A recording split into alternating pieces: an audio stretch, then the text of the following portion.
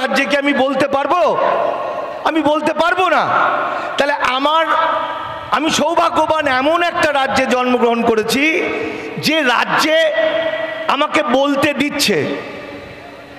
আর সংবিধানের 256 নম্বর ধারা, তাতে বলছে কেন্দ্রের আইন রাজ্য সরকার মানতে বাধ্য, যদি না মানে তাহলে রাষ্ট্রপতি শাসন জারি হবে।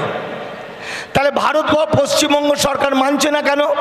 না, পশ্চিমবঙ্গ সরকারের ওপর চরম চাপ, এবং উনি এমন কায়দা করছে যাতে আমরা আমাদের আন্দোলনটা করতে পারি। রাজ্য সরকার ওয়াকফ মানতে বাধ্য আইন, কিন্তু এসে ইব্রাহিম লোদিকে পরাজিত করে ভারতবর্ষের সিংহাসনে বসে, তখন থেকেই শুরু হয় মুঘল সাম্রাজ্য। বাবরের পুত্র হুমায়ুন, সে পর্যন্ত পুত্র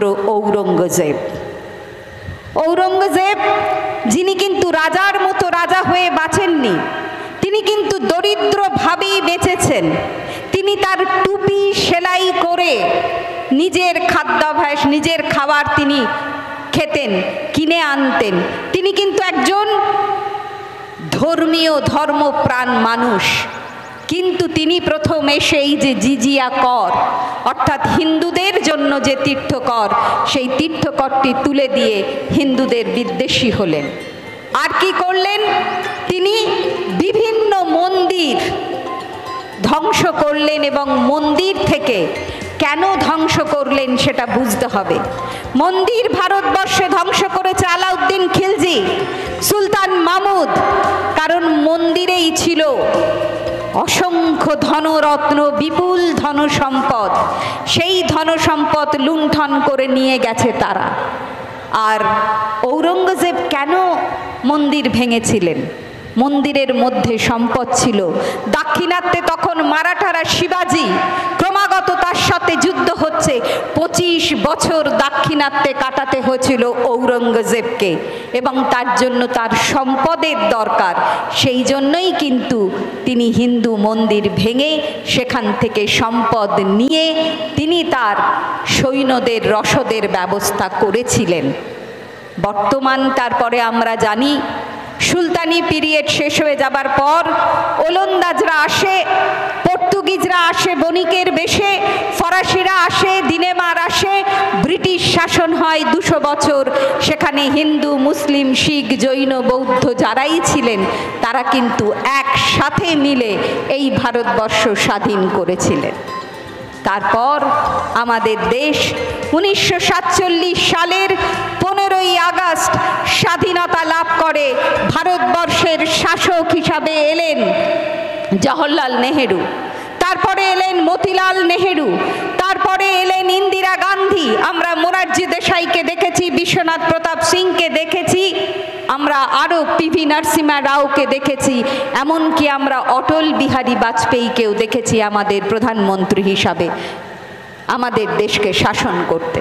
কিন্তু কোনোদিন এই শাসন ব্যবস্থায় ভারতবর্ষের সংবিধান, বাবা সাহেব আম্বেদকরের লেখা যে সংবিধান, যেখানে লেখা আছে ভারতবর্ষ ধর্ম নিরপেক্ষ রাষ্ট্র, সেকুলার এক দেশ, যেখানে সকল ধর্মের মানুষ ধর্মাচরণ করবে, তাদের নিজেদের পোশাক পরবে, তারা নিজেরা যেমন খাদ্যাভ্যাসে অভ্যস্ত সেই খাদ্যাভ্যাস তারা পালন করে চলবে। এবং ভারতবর্ষের যারা প্রধানমন্ত্রী তাদের কাজই হলো তাদের জনগণকে রক্ষা করা, তাদের জনগণের ধর্মাচরণ করার, নিজেদের ধর্মের উপরে আস্থা রেখে, বিশ্বাস রেখে ভারতবর্ষে তারা বাস করবে এবং তাদেরকে সুরক্ষা দেওয়া।